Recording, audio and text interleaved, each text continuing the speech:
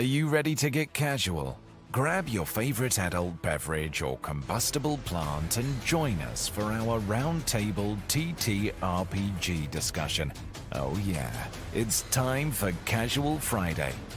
And now, here are your hosts. What's up? It's not Friday. I would say, does it ever feel like Friday and then someone like informs you that it's actually Wednesday and you're like, oh man, bummer. That much further away from the weekend.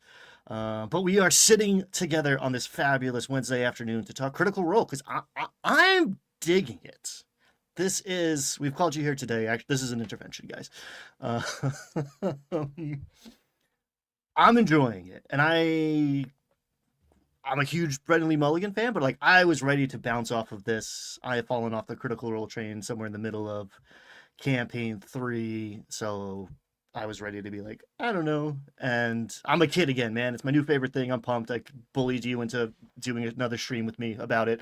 How are you feeling so far about all of this? Here against my will.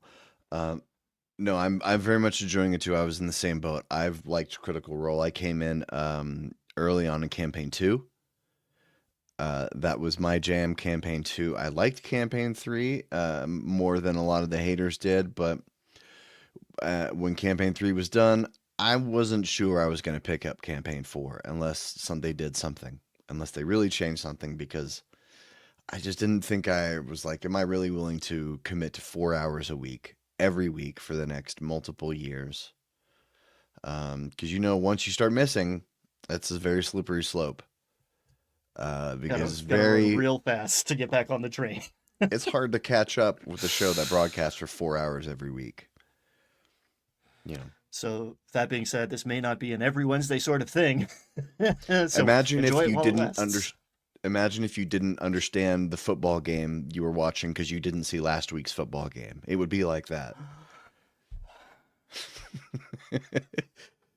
And that's kind of the fatal flaw, I think, of like long form campaign actual play content. But Critical Role is doing something right. What's up, everybody? Happy to see you off schedule on a hump day of all things. I I'm impressed. Honestly, I was ready for this to continue our train analogy, a complete train wreck. How are you going to get me to understand and care about 13 characters plus NPCs, have people coming and going, have me have any sort of idea what's going on, any sort of skin in the game, any sort of ground beneath my feet? And I think they've done all of that. And by they, I mostly give credit to Brennan for that. This like masterful pacing and cutting and just table management at a level that I have never seen. It's bananas. At the end of the cool down episode of the first episode, Abria looks into the camera and goes, "This is normal and achievable." And it's the most sarcastic thing said, and it has to be acknowledged up front that like this is insane. This is somebody's on ramp to Dungeons and Dragons, and boy, are they going to have a hard time adjusting to reality when they get 13 of their friends together to play a campaign. Yeah, I remember them teasing back during campaign 3 about adding more people to the cast, and just thinking, what? It just seemed crazy, and the West Marches idea never occurred to me. It should have been obvious. Look, in hindsight, of course, saying we're adding more people to the cast should be obvious what they were doing, but I thought for a long time it was just going to be two separate campaigns. That was my prevailing theory, was they'd go bi-weekly with the campaigns. And there'd be like Matt runs a table, then I don't know, maybe Brennan, or I thought of Bria, or who knows, maybe Spencer Stark, who knows, somebody would run, or Chris Perkins or Jeremy Crawford, once they joined the team, could run the other table. And I thought Matt Mercer would be a player in that one, but they went very different. They still are going, same world, for everybody, which is important. I think overall for the campaign is important, and I think it's important from a marketing perspective. A Mm-hmm. lot easier to run with the same GM rather than two GMs across two tables doing the same world. Yeah, because there's a lot of plates spinning at once. This is not only a Dungeons and Dragons campaign, which it is first and foremost, but it's also an entertainment product. And like I was ready and honestly kind of like looking forward to maybe a heavier hand or any hand at all at editing.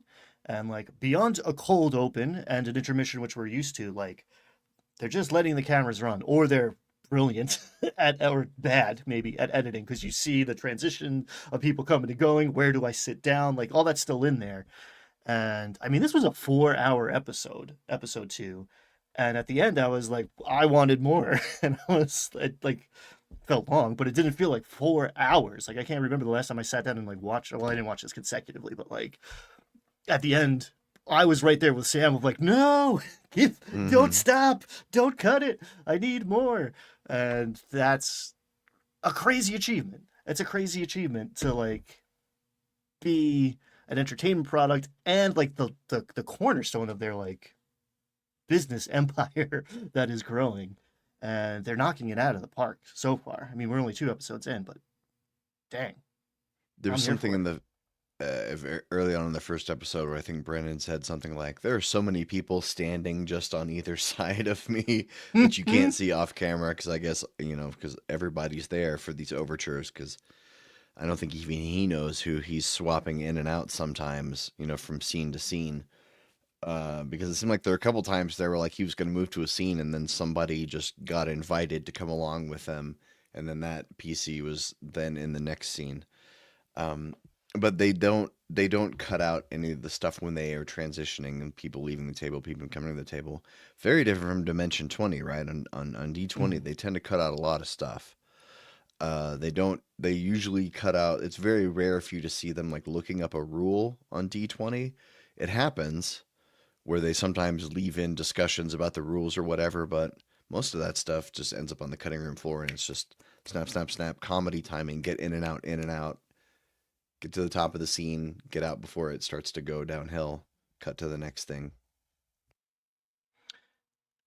And I think that skill set is what Brennan brings. So it's like improv tools. In fact, at the end of this cooldown or whatever, in this cooldown, the like after hours episode that they do, like literally right after they finish filming like the main episode, he talks about the improv like precept rule of get to the story as fast as possible. And I think that is the only reason this is working, or the reason this is like working so well. So often at a table, you'll see players like, I have my cool thing. The way to make it cool is to hold on to it for as long as possible, and it builds up this big reveal, and so often that falls flat.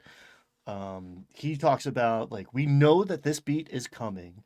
Get it on the table as fast as possible because the story is what happens after that happens, right? Like Wix, Sam's character is a cleric and his stats are all weird and they're on the screen. And I know he's not a cleric because his wisdom is a whatever, 11, right? He's a charisma Maybe. caster. We don't know. Clear. Maybe. Or he's nerfed himself, which is maybe if it was anyone else, I would say no. But Sam Riegel might do that. But he's a divine soul sorcerer, or he's a warlock with a celestial pack or something. Yeah, spoilers. Obviously, if you're watching this 8 minutes in, we've kind of kept it pretty vague. But we're going to talk about the episodes. So if you want to watch them clean, go for it. If you don't, hang out. It's cool. Yeah, we're gonna spoil. At the end of this episode, we still don't quite know what he is, but there's a pretty good telegraphing of like, okay, things are not as it seems. It makes sense that he's not a cleric in this world where the premise is the gods have been killed 70 years ago. He's something else. Cool. Get that out there. Now that's interesting. Get to the good part. Don't hold back. That's one lesson I'm going to like carry with me. Get to the story as fast as possible. The build up isn't what you think it is. Right. With most Sam Riegel characters, it seems like there's some element of deceit in them that they are, most of them, not who they first appear to be. Mm. But it seems like Wickander is at least genuine in his surprise about the things going on. It doesn't, like, maybe he's not a cleric, but I don't feel like he's being deceitful. And he could be, who knows, he could be a charisma cleric. Maybe he just wanted to play a charisma character, but he also wanted to be a cleric, but it also would be a little weird because this would be 2 consecutive clerics and campaigns Hmm. after a fresh cut grass, and I don't know if you count what was his face, the paladin he played, Breus. Is that his name? I didn't get past the explosion. I have some campaign 3 to catch up on.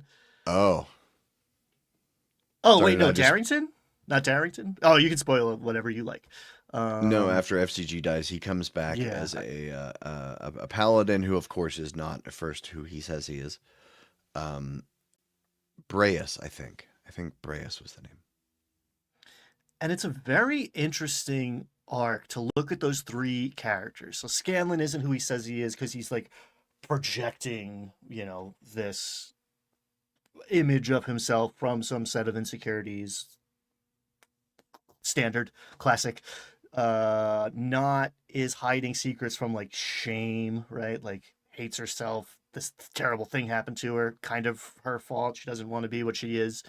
Um, and this guy is naive, I guess is the word, right? Like if you come up, he was raised in this family, accepting this propaganda. Like he's wrong about who he is. And we're going to watch him learn that. And what a great and brave character choice. So often players show up with like a level 1 character who has killed several dragons already, right?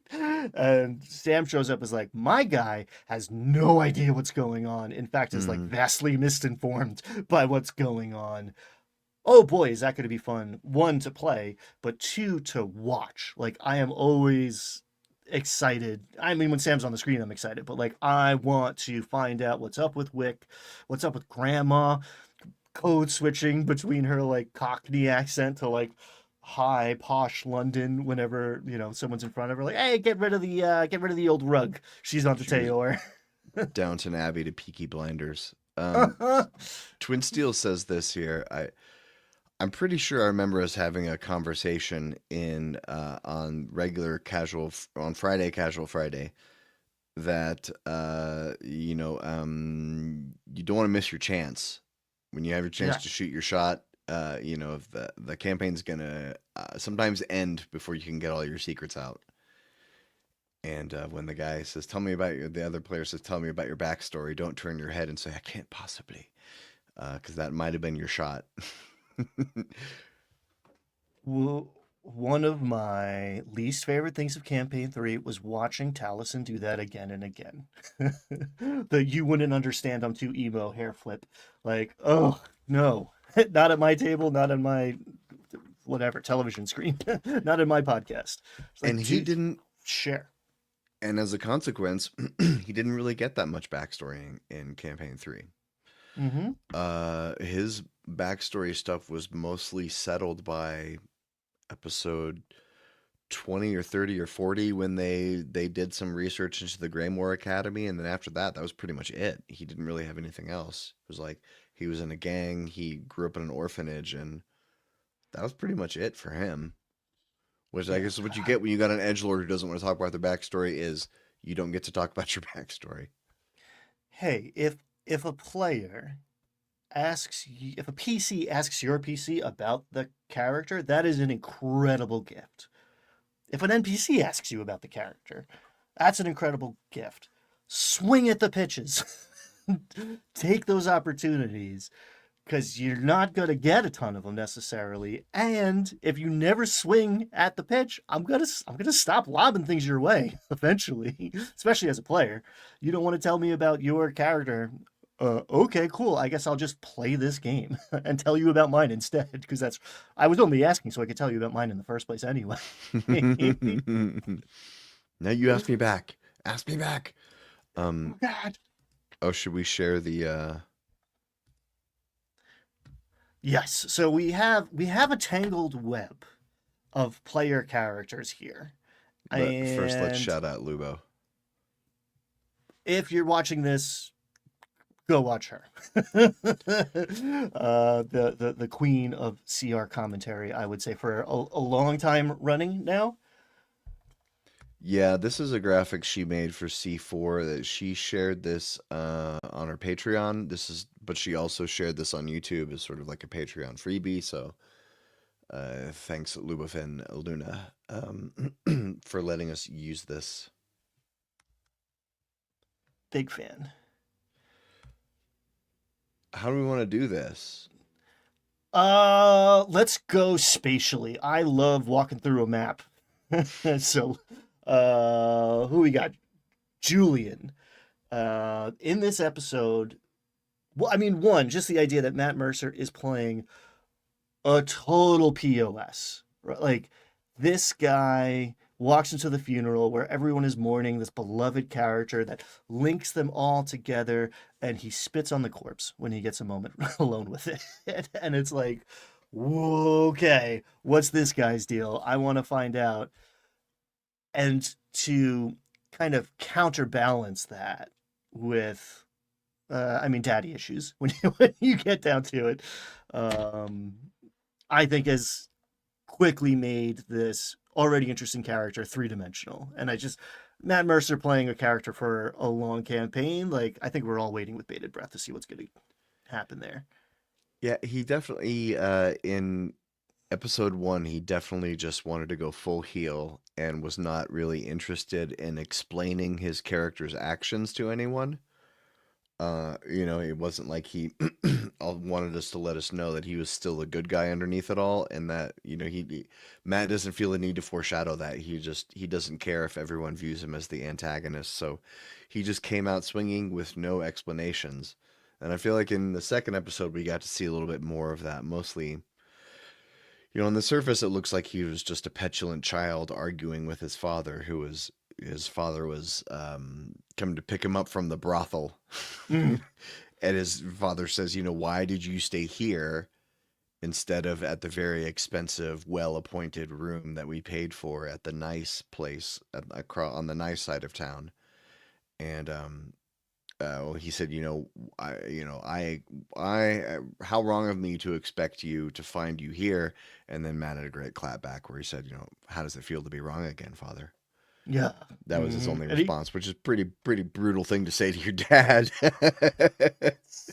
so good. So good. And then he goes to slap him and is taking off the gauntlet. Like, goes to smack him, realizes he's wearing an armored gauntlet, goes to take it off, and is like, all right, whatever. Like that, perfect. In the streets of the city of Tomakia.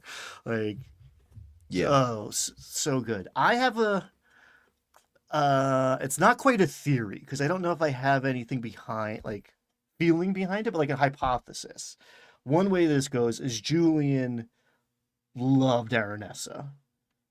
Aranessa Royce is his liege lady, Mm-hmm. this royal who's kind of her family's getting pushed out because the doors of fairy are closed. We don't know what that means, and we have a literal fairy in the party, so obviously that's going to be of consequence. Thimble is aging now because of this.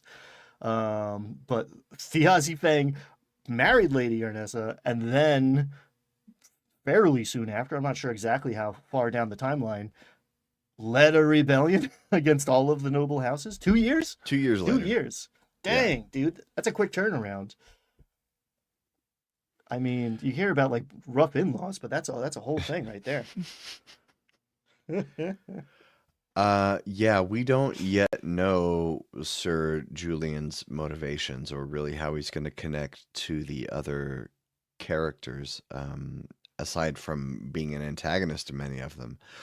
In this whole overture, we're halfway through the overture of these 4 prologue episodes, and I'm sitting here thinking like, who's going to be paired up? Who's at which table? Because we don't know that yet, right? I've been thinking about that a lot. I'm like, and I think Matt Mercer, I think he's a soldier. I think that's pretty clear. Um, I don't think Fighter Rogue is a schemer or a what's the other table?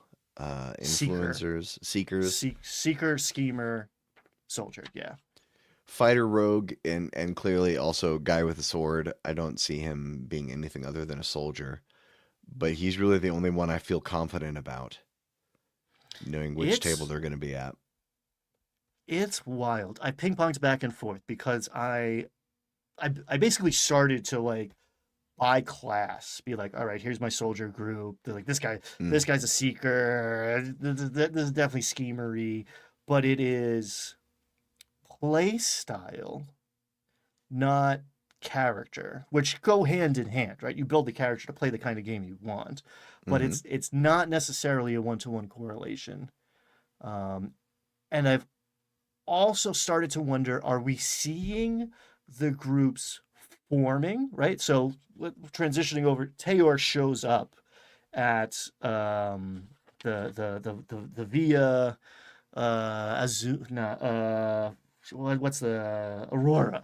All these like light names in the cadence, the Candescent Creed. Mm. Uh, he shows up to offer services to Wix. I was like, oh, interesting. Travis is going to be at the table that Sam's at, and like they're playing very different kinds of characters. I wonder what that means. And it occurred to me, are we watching people interact now who are not going to interact for many episodes, right? Are you having all these interrelationships established in the overture before they split up, right? Like, I don't know. Hal is almost always next to Taisha. Does that mean they're in the same group going forward, or does that mean they're going to split up and we're going to see that relationship, and then it's going to be significant when they get back together? Who knows? Who Dozens, knows? tens, dozens, hundreds of episodes from now. I don't know, but it was cool to see Taylor like he's scheming. He's clearly a soldier in my mind, but now he's Mm. going to go work for the other side. It seems. I don't know. And It's Grandma's onto hard. him. It's hard not to picture Travis joining the soldiers, Mm. because the way he gets excited for combat in D&D, he's giddy like a school child. You know, he's got three fidget spinners on each hand under the table that we don't see a lot of the time. Look, you'll see a lot of time he'll have the hand under the table, and he's fidget spinning down there. You can see the little blips on the muscles. He's fidget spinning. Travis has talked about his ADD several times. And, he's talked about getting bored at the table and stuff like that. But I don't know. But we're gonna find that out probably in a few weeks. Um, do you want to Yeah, really good. go from Sir Julian Davenos? Do you want to move south or do you want to move east?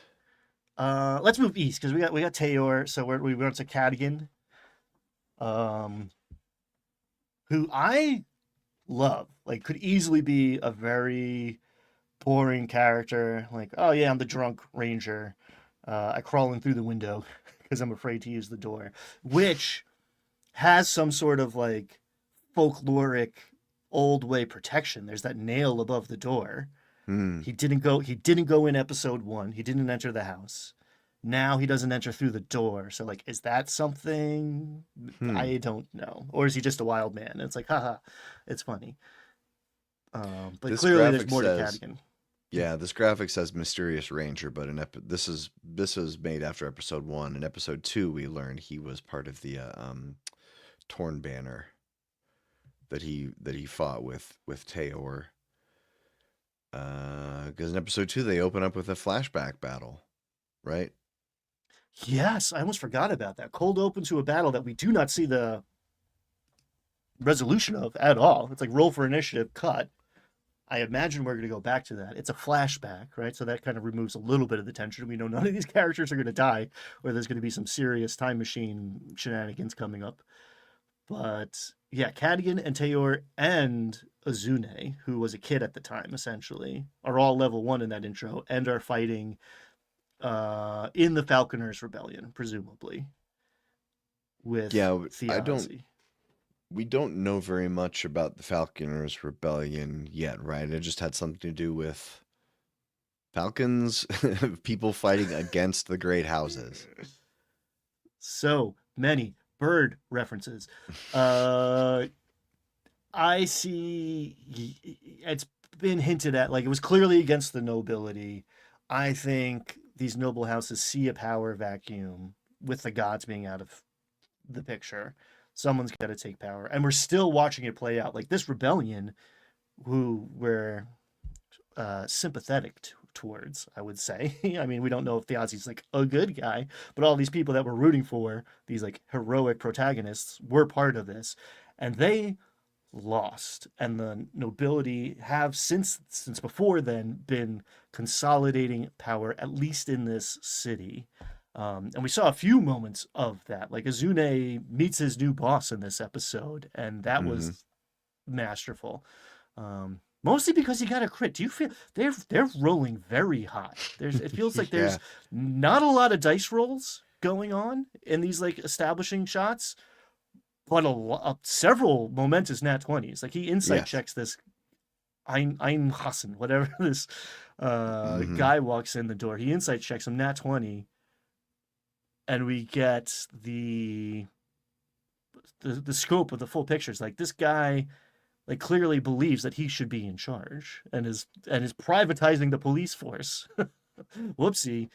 No real world parallels here. Uh-oh. Seems bad, man. Doesn't seem great. So the Falconers Rebellion was 12 years before, right? I don't have a firm grasp on timelines, but it I feels think it was 12 years before because I think whatever the rebellion that was 2 years ago was something different. there's several things. There's like oak and ash or something, which we've gotten very little exposition about. There's another battle or another confrontation that happened that I don't have a clear understanding of, and suspending my I'm trying to be comfortable in that not knowing instead of running to Reddit and finding every theory about it until it's said on screen. I don't need to know what was said on an interview somewhere or something. Yeah. Well, I'm looking at the official recap for episode 2. They didn't mention the Oak and Ash or the War of the Axe and Vine. Axe and Vine. I think Oak and Ash is like maybe a tarot deck. I don't know. Yeah, we as frustrating as it is to only get little bits of information, this is overture though, and so a lot of these things are going to be explored. Like there was a lot of stuff just in episode 2. The world got so much bigger because we had heard the names of some of the houses, but in episode 2 it actually describes the five. And Brennen Lee Mulligan is a smart dungeon master. 5 great houses, not 9, not 13. They're 5 great houses. He knows what he's doing. This man, 5 great houses, and then some other houses that are not as important. But we see stuff like inside the magic school. We see how these great houses are their Game of Thrones like machinations against each other, even though we don't know very much of it yet. We've got the Downton Abbey / Peaky Blinders people who have who they worship the light, which we find out the light is actually angel juice. That was pretty Grandpa's in wild. That was incredible. Grandpa in the basement. So the idea that the Celestials that were left after the war, like once the god died who summoned or created the Celestial was out of the picture, these things went feral and That were was a cool. tremendous problem. Like, oh, okay, cool. Yeah, that makes sense. These things are just killing machines now. Um, and we found out about 3 of them, I believe. We've got one from presumably the humans, right? These humans have an angel in the basement that they are milking like a maple tree to get Yep. their filament, get the magic juice out of him, his blood, his sap, which is the source of their power and also the most terrifying cliffhanger to end on I think I've seen in a long time. Like, Yeah. ooh, Very, yeah. very freaky. And there was the celestial, the halfling celestial is Mm, the coffin. They found the coffin. There was that was a very detailed subplot involving what's her name? Mercer's character, big boobs, Murray Magnuson, and was it Bolaire? Yeah, where they go to she works at the Mages College, and so the two of them go to study the coffin or like. I was kind of confused about that part. It was a mask, but it was a coffin. Was that the same thing? Were those two different things? They open the box at the end of episode 1. Abria pokes it. She pushes the button. Good on her. She fails to save and pass and is dropped to 0 hit points immediately. And the mask or there's ceramic shards. They form into a mask. Then the bottom of this thing kind of drops out into infinity, and smoke fills the room. They close the thing. Open of episode 2, or early in episode 2.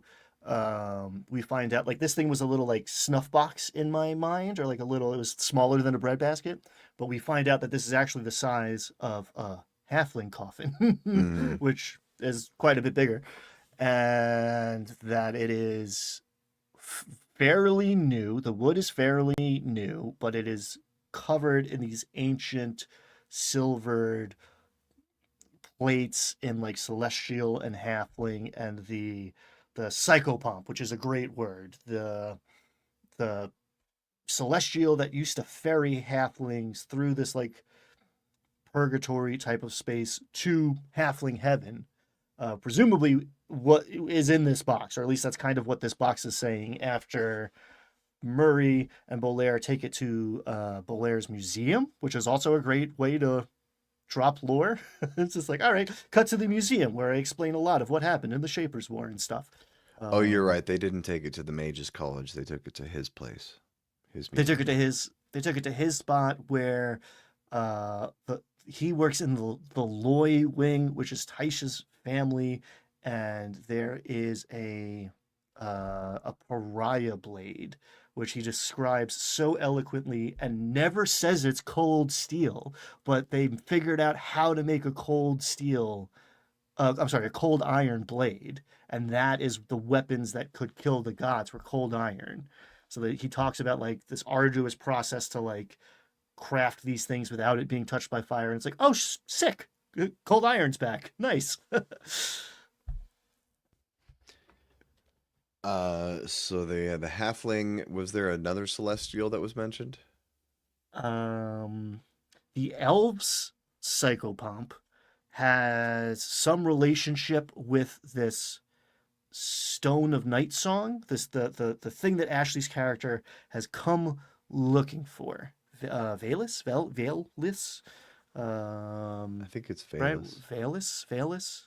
The veil, yeah, Valis. I feel like it's wrong because she's wearing a veil, but she is looking for it. Thimble and Thiazi stole this thing, and we find out again through some pretty crazy rolls that it has something to do with the celestial that would ferry the elves to. So there's death everywhere, and one of the interesting things, especially in the D&D campaign, about what does a world look like without gods in it, is what happens when you die, especially in this game that we have been promised is going to be more deadly than your typical CR campaign. How does resurrection magic work? We know teleportation barely works past Misty Step, so what are we going to do now? We did get a really lovely Spare the Dying from Cadigan poking Thiazi and being yo, for real, bro? Are you just messing with us? That said a lot. That said a lot about their relationship. That was really, I don't know. The dark humor is always heartwarming to me. I enjoyed that one. So I don't know if we knew in episode 1, but we definitely learned. But I don't remember now why we went to the arcane college. But we learned that arcane magic is illegal in a lot of places, which they stole that from me, by the way. See, definitely stole that from me. Nobody had ever done that before I did it. Jim invented it. Everybody, TM, patented. TM. Yeah. So there's this plot about the houses influencing the ability to use magic, and because at the very end, it was near the end of the episode. I don't remember. Do you remember what was Murray doing at the school? She was going to work. She's like, "Oh shit, the sun's up. I got to go to work. Oh right. I have papers to grade." And it was just D&D with the day job is like such a That's that's a fun. a thing you can do in a city campaign. You're not going to go to work from the mega dungeon, but it's just like, oh, I have class in a little bit, and she finds out, hey, more corporate capture. The nobility here have sacked. I want to say Long Bottom. It's like tall barrel. The halfling dean has resigned, quote unquote, has been forced out because you capture the police force, you get rid of the authorities, right? You get rid of the intellectuals. Classic, classic playbook we're witnessing in real time, very early on. Wouldn't expect less from Brennen Lee Mulligan, but Yeah. Do we know specifically why they pushed him out? to install their crony, Just to put right? their guy in.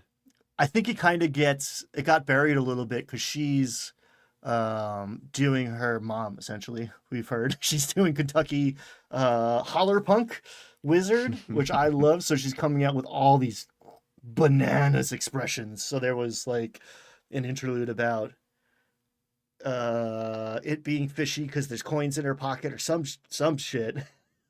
And it was just we leaned into the humor instead of the lore, which is almost always the right answer. But Mm.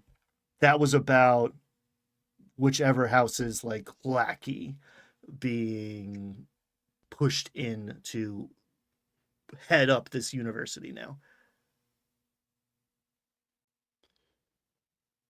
So Azuna Nayar is Luis Carrazzo. He's a cop, basically. He's like a detective though, because he's got a license to arcane. He's out there like casting detect magic on the beat, trying to enforce this seemingly fairly recent edict, or like progressively more and more draconian edict against magic.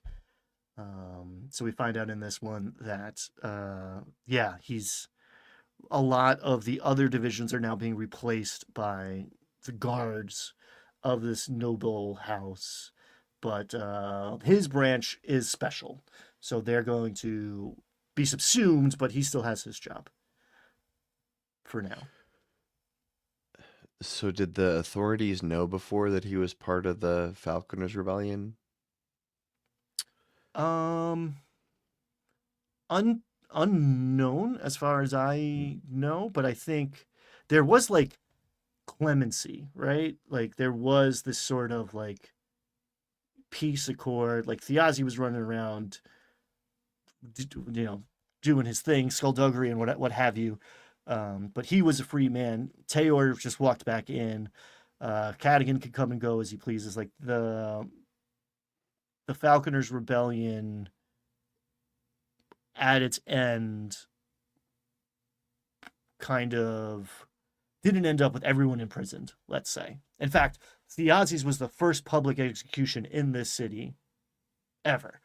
So it's likely that Azune's past is known, and he's a capable warrior, and you'd want to bring those guys in, right? Operation Paperclip, not to get too far down a crazy rabbit hole. Don't say the word.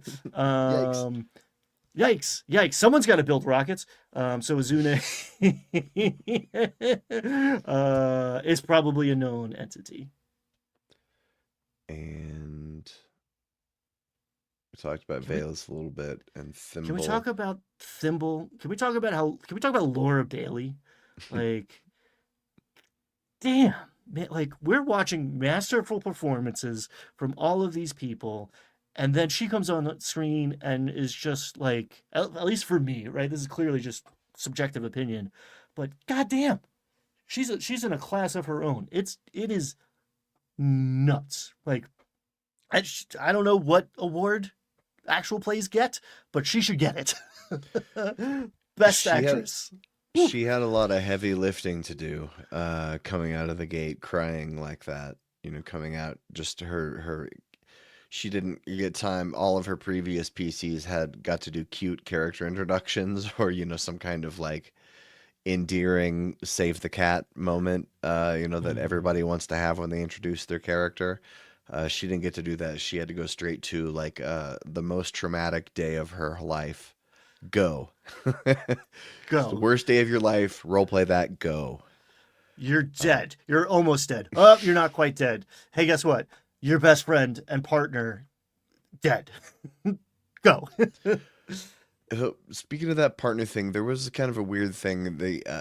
I'm noticing a lot of the species differences. You know, like it looks like she's a tiny creature, not a small creature, which they are in the Hmm. player's handbook.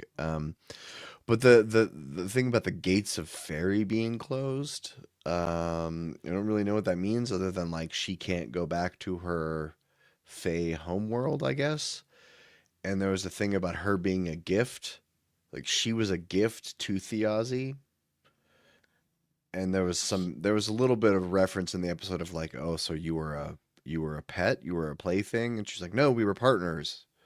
But that was a little kind of unclear about how it was like she was given to him. I didn't quite follow that part. It's weird. Yeah. Lady Royce, I forget her last name. It's actually over on the left. She bestowed Thimble upon Thiazi on like the eve of their wedding, or like what's her name, Lady Aranessa. Aranessa gave Thimble to Thiazi, and Thiazi was like, I'm not exactly comfortable with this arrangement.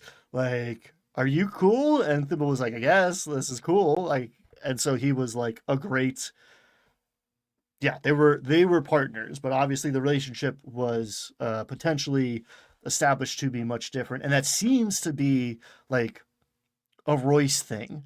Welcome to the family. Here is your Fey servant. And Mm. there, in my mind, there's some correlation between the doors of fairy closing, which is just like a beautiful epic, like Celtic mythology. Like I like an old school Fey realm, um, whatever mythology thread in my high fantasy. But it seems like the Royces are kind of on the outs, right? They're still a force to be reckoned with, but they're not one of these houses that are like taking over the city right now. Um, so yeah, I don't quite get it, but the consequence of it is that Thimble is now aging, which means she wasn't before. So we don't know how old she is, but she was 18 when she showed up, and now she looks older since the clock has started, now that the doors to fairy are closed. And Mm. again, I am sure we will hear way more of that, how it happened, the ramifications of it all as things progress. Because there was this really interesting moment.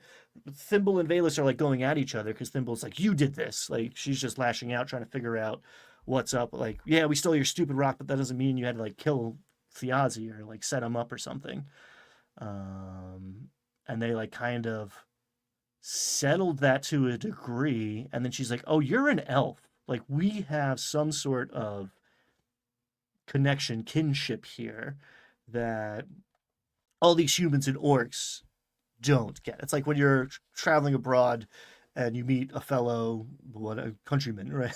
Like you meet Hmm. another American when you're in Europe. You're like, "Yo, where are you from?" Like, Baltimore, cool. I've been there twice. We're best friends now.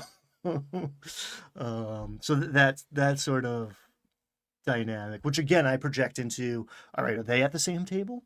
Mm. Who's where? That would make sense, especially I can foresee some sort of story arc in the future where Thimble contracts some kind of Fey sickness and has to return to the land of Fade in order to heal it. So they have to reopen the gates to the doors of Fey, and so then they go uncover whatever conspiracy that the Royce house has been up to that caused the gates to close, and they have to expose that in order to open the gates so they can get back Mm. to heal Thimble and maybe Valus too. And they're gonna go bathe in the waters of Lake Wutcha Wutcha to rejuvenate their fairy powers. Classic, classic, love it. So they, well, actually, I think Ashley had to leave because she's like a professional actress who has other stuff going on. But I thought Valus was going with the group, going to the Crow Keepers, who are I think they're at the Rookery, some other bird reference. I forget, too many to keep track of at this point. There's more birds than characters, and there's a lot of characters. But they go to like the Thieves Guild who are implicated in Thiazi's or whatever, the intervening in Thiazi's escape plan. And I love the moment of, you said Peaky Blinders before, like there was definitely like the guy in the back who's like, all right, let him in. And Laura says her piece. Brennan's like, all right, roll persuasion. It's like, well, 12, 13. He's like, okay, roll initiative. Just, we know what's up. That didn't work. Nah, you're getting jumped. We'll see you next week. Get out of my table. Next group, please.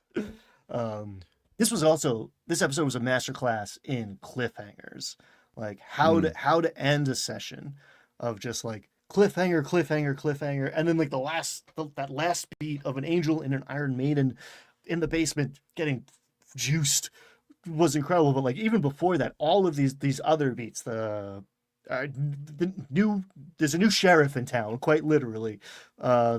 Your college has been overturned. You're about to fight. That's classic, and that's the one I'll reach for often. If it's like, well, we're gonna end early or go late, like roll initiative. You know what? Let's do it next week. Think about this for the rest of the week, guys. I'll see you. Brennan has this style that's so different than what Matt Mercer does, where Matt will let a scene sort of run its course before moving on to the next thing. And Brennan will do this thing where it's so wild. I don't know how he does this. But he'll just say, okay, we're going to move to this next scene, and these are the people who are in it. And then they just start role playing, and he's like, okay, we're going to go to this place. Travis, you're there too. And I'm like, does Travis know what he's supposed to do in this scene? Like, he was just told that he's in the scene, and now they're all role playing, and then Travis is going along with it. I'm like, did Brennan tell them beforehand? Like, because we've got all these people, we're going to start here and move over to that so we can get, I know it's not scripted, but maybe they did a little bit and like having a scene order or something. Cause it seems like he's like, okay, now we're going to go to this scene and it's got these people in it. Go. And then they role play all this to get to an end, and then we switch to this scene. I saw him do that the first time on Fantasy High, the first season. They were they were at the school. It was like they're at the school, and everything was taking too long. You could tell to Brennan's liking, things were taking too long. They were just kind of like role playing and being silly and meeting NPCs, and you could tell Brennan was like just kind of push things along. And there's a point where he goes, okay, now we're going to move on to the Basrar scene. And they moved over to a diner that they all frequent. And there wasn't really any mention before of like, oh, something's happening at the diner later. Or maybe there was like one line like that he dropped in like, oh, the gang's going to be at the diner later. But then nobody like made any motion to move the scene toward that. There was nobody like, I guess we better meet up at Basrar's after school. But then Brennan just goes, okay, we're moving to, we're going to move over there. And then there was a combat and they had a set with the diner. So it was clearly planned in advance. It was like, Brennan's got to get them to the diner by the end of the scene by pointing their improv in that direction, but it didn't happen. So he just picked them up and moved them, which I would always found very interesting. And I wondered if he was going to do that kind of same thing here. And now we're seeing him do it not live, but unedited, right? Like when you see that in an edited product, it's like, okay, like maybe they had a conversation between the scenes or whatever. Now he's just like, boom, boom, boom. And it shows how well it can work. I mean, okay, we're going to say it fucking every time we have a talk like this probably, but these are professionals, blah, blah, blah, blah. Mercer effect is now the Mulligan effect. But like the things you can achieve when everyone is pushing in the same direction, like I feel like if I were to do that at both of my tables, there's a non-zero chance someone would be like, oh, but I just want to, before we do that, I want to do, and like, that's perfectly acceptable. But seeing what happens if that never happens, right? Seeing if there is no interjection, it's just like everybody is yes-ending in the realist way possible of yes. Like, yes and is yes first, and is not just the dungeon master but the players. When everyone has that trust to let Brennan be like, cut this, that, smash cut to this, like we're doing this, this happens. There is no metagaming, retconning, interjections like, oh, but what if I use my strength as a persuasion modifier instead or something. Like no negotiating. It's just you go with it and stay on the same page with everybody.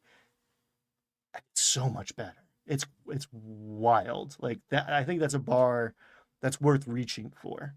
Um, in comparing your home game to this, just getting everyone on the same level and just like trusting each other, right? Like it's mostly faith in Brennan, but it's also faith in the other players. Someone says something and you just go with it. It's like, and I think my guy would be over here doing this. It's like, no, yes, I'm doing, yes, whatever it is, Well, I'm here.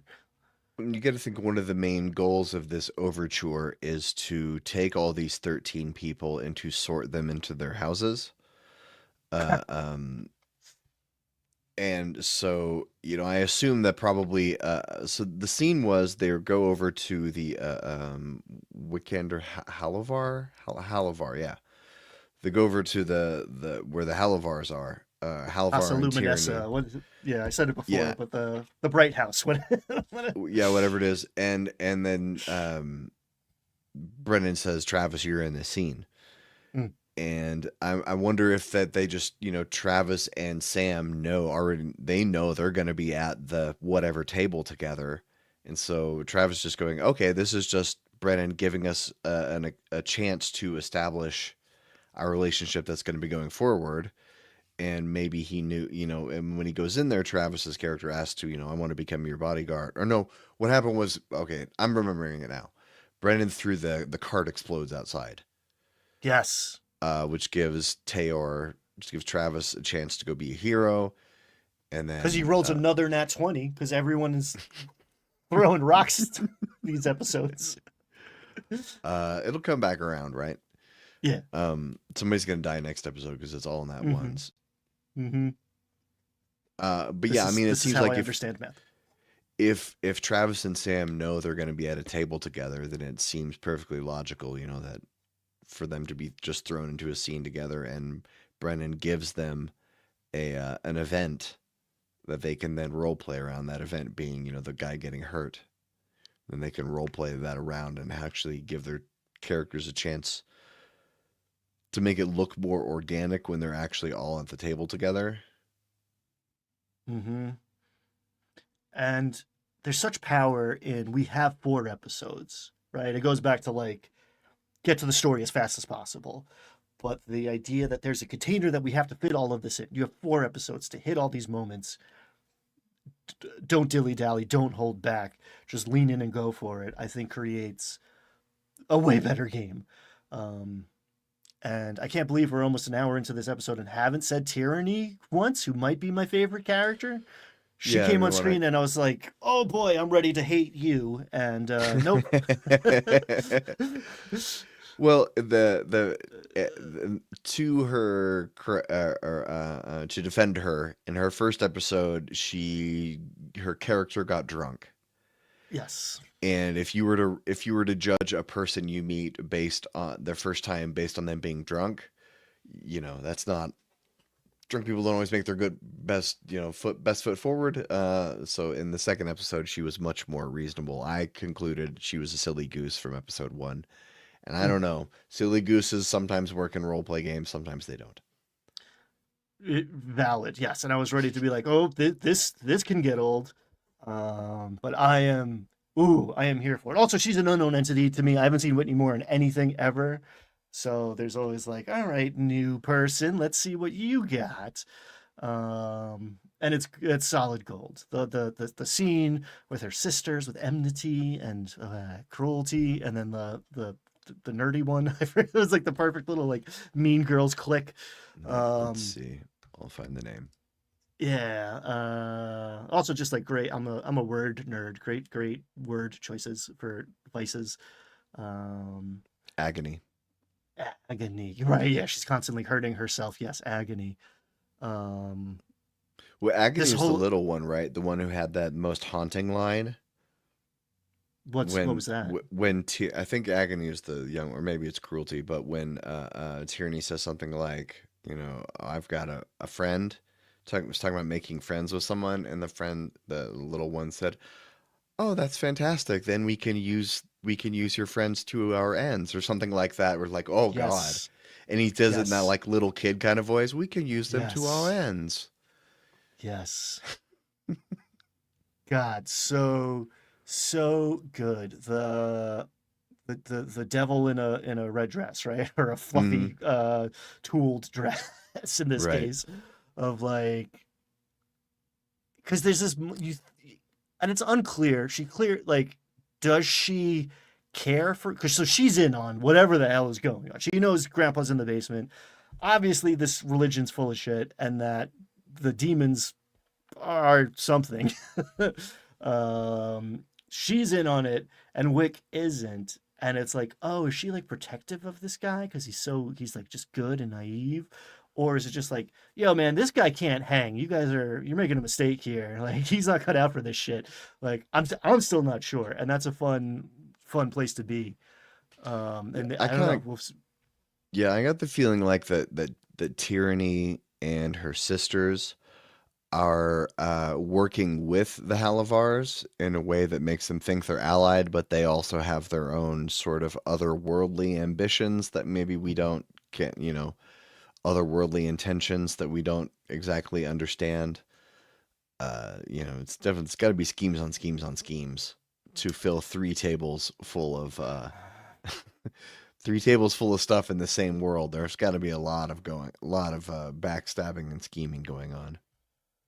Yeah, he says it in the cooldown, but Brennan like he's like, we're not starting a campaign. We're starting three campaigns. And like you feel it. This is like an overstuffed Oreo of high fantasy. There's so much going on. And as my players have learned to their chagrin time and again, the difference between a demon and a devil is you Mm. can make a deal with a devil.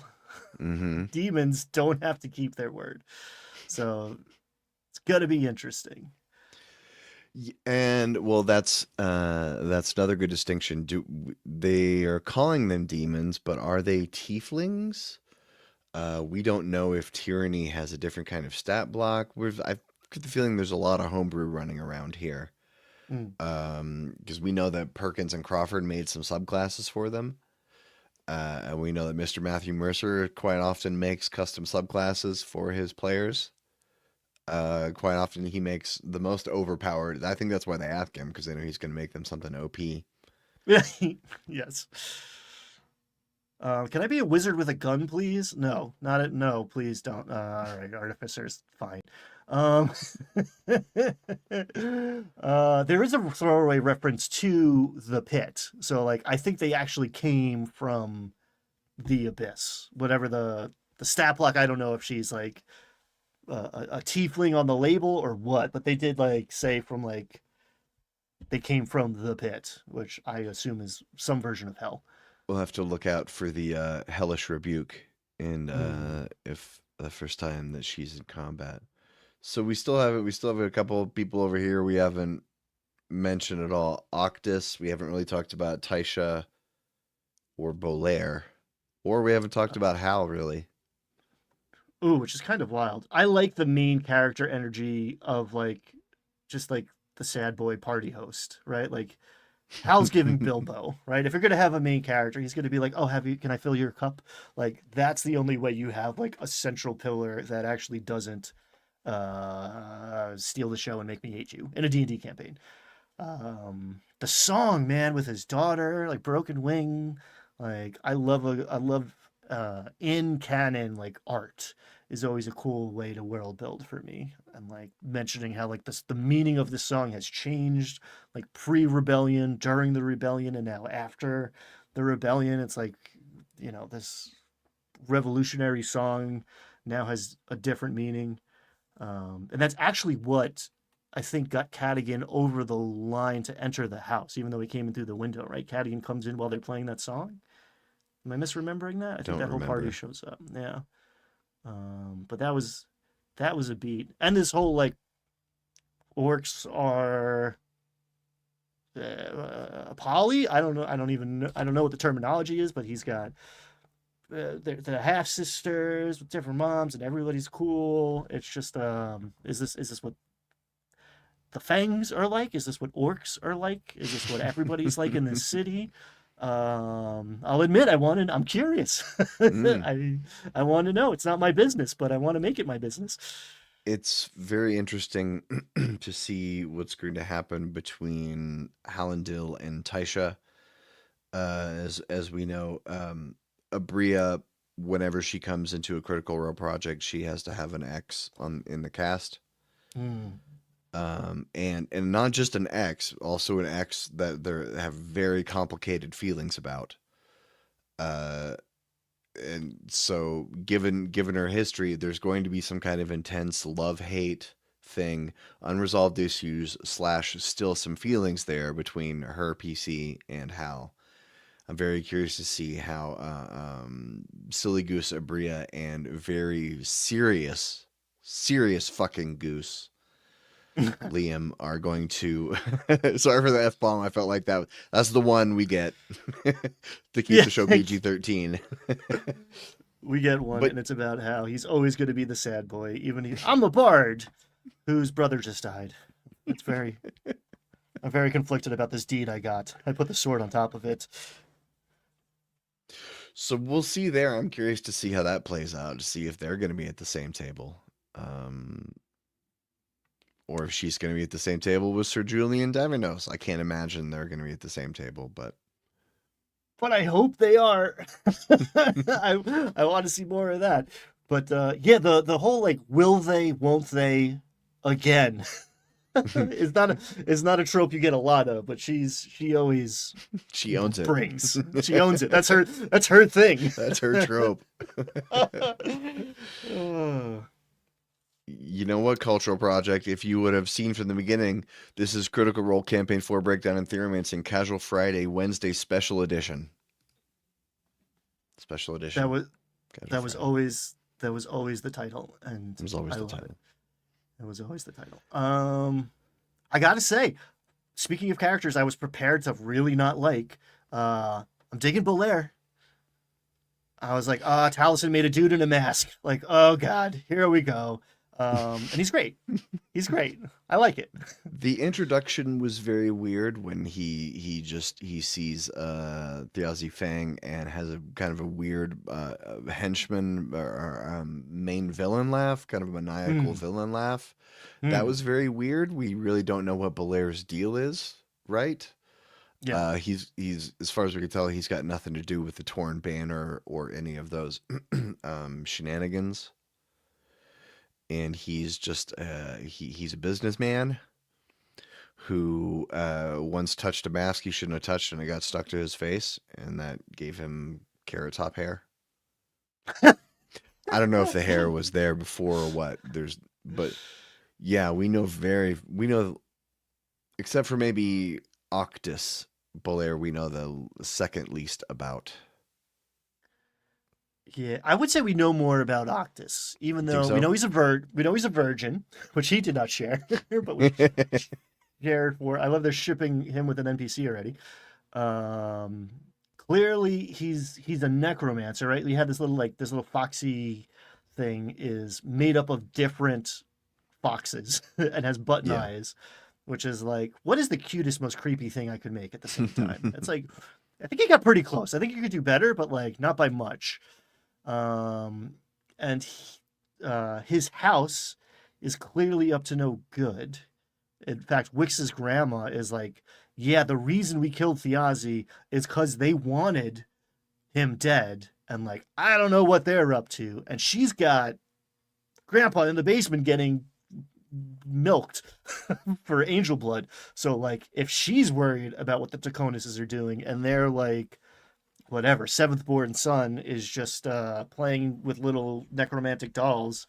Yeah, and his dad's looking for him. That was the stinger in I think it was the college. I think that was the singer in Murray's like cutaway was Primus his dad. Taconis. Yeah, he shows up and is like looking for his son because he goes to that. Doesn't even go here anymore, but he goes to that school. But yeah, we don't have a ton of development on Octus or Bolaire. And So again, this says get your stuff on. Octus was in on the escape plan, so he is related to them somehow. But we don't know much about, like, we don't know why his dad's looking for him, right? We don't know why the Taconuses are. We don't know anything about what they're up to. We don't know his relationship with Taisha because there's clearly there is one.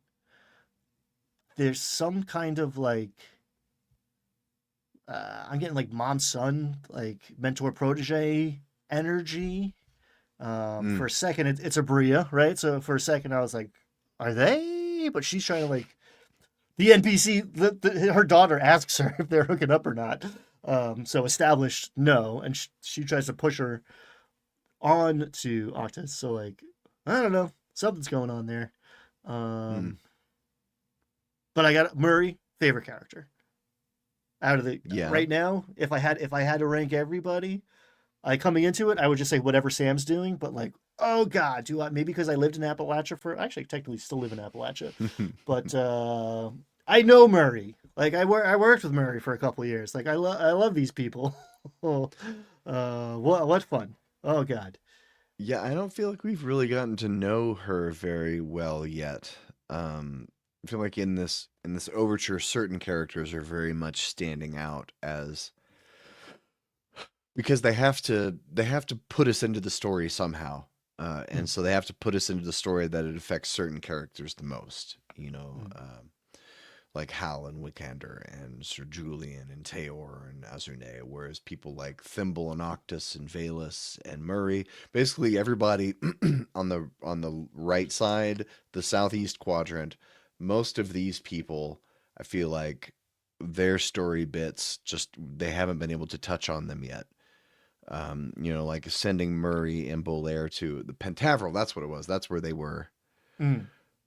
Pentaveral is the name of the school, but like sending them to go examine the mask is clearly like a just a side character thing in the movie when they send the two side characters so they have something to do. They send them to do a certain side quest just so they're not in the way of the main quest. Um, Ooh, I'm gonna push back on that a little bit because I okay. think this is actually so like we haven't got as much, but I think like what the criminal network was up to. Like Thiazi was like acquiring these magic items, relics. I don't know. Like Yeah. Taisha showed up with this psychopomp halfling coffin thing for Thiazi, and um, Valus showed up because Thiazi stole her psychopomp magic item thing that got the elves back to heaven. Um, Murray and Voltaire are part of this, like, kind of the more respectable end and the more academic end of this weird trade in magic items where arcane magic is like heavily regulated, if not totally illegal now. So like I think this like side plot right now with all like the familial stuff going on and the history and the soldiers and the war and like what was this? You tell me there was a revolution. I want it like, wow, what am I on their side? What happened there? But the magic items that have power over life and death in a world where the gods have died, I think are going to be fundamental to the campaign going forward. I would say that they're sitting there poking at a MacGuffin, and that's going to drive. Well, again, we're talking about 3 campaigns here, so one of the campaigns I think is focused on that. I feel like that's maybe the secret arc of like, how do you get to heaven in a world where we killed the gods?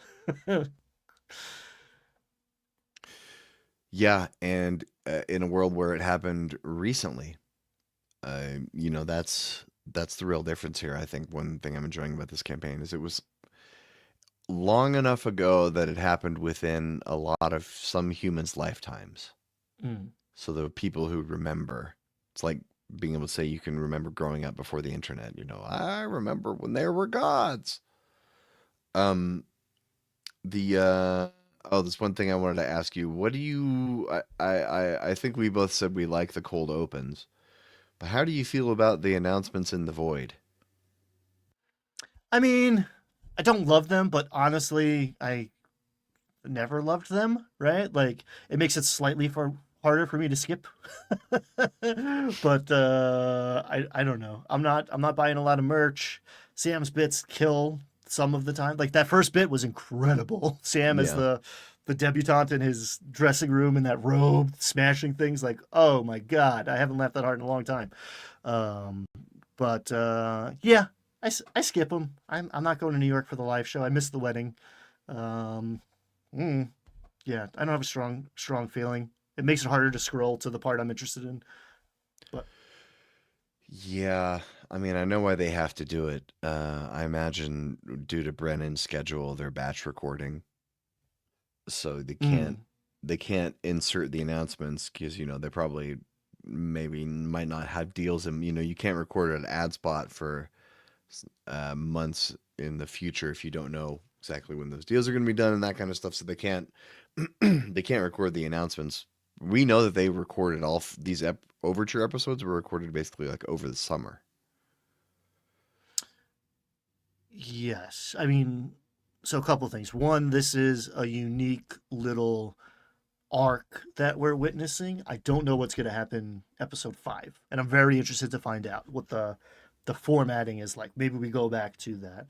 Um, I've seen but yeah, some people predicting so there's going to be 3 episodes a week, and I really don't think they're going to whoa, do that. folly. It's No, I yeah, I will take think their the money. No way. I bet yeah against that. I'll take that bet. The reason that one of the reason why they're able to attract so many people, all these new people, is that they're probably going to be going from whereas before it was like 3 weeks on, one off, pretty much, or every except for the last. So they were recording about 40 or so episodes a year, a few live shows, a couple one shots for sponsored stuff. But if they're just going to have the show once a week, rotating 3 casts, now all of a sudden everyone is recording 20 episodes a year, 15. Mm. They still get a weekly show, but then I imagine like they're going to bring in Luis Carrazzo and he's going to record an episode every day for a week. And then that's going to be like, and then everything they recorded then, that's January's episodes. And then Luis goes off and does his own thing for 6 more weeks till he comes back, scheduled when everybody's going to be there. I imagine that's how they do it because I don't, Brennan has another like 2 full-time jobs. Worlds Beyond Number is still going on, and Dimension 20, he just signed a new contract, a multi-year contract to make stuff for them. And he's on 7 other shows on that network. And I know that most of the Dimension 20 stuff, I know that from what I understand, they do mostly like weekend filming. Like they'll record an episode on Friday, and then they might do 2 on Saturday and a couple on Sunday, and they do those over the weekends because Lou Wilson has a Monday to Friday gig as the announcer on Jimmy Kimmel, and everybody else is doing stuff too. So Brennan's not doing Critical Role on his weekends. The real world logistics of a D&D game are only magnified Yeah. here. We're just talking about that for our own personal reasons, like the scheduling monster that has to be slain to make this happen.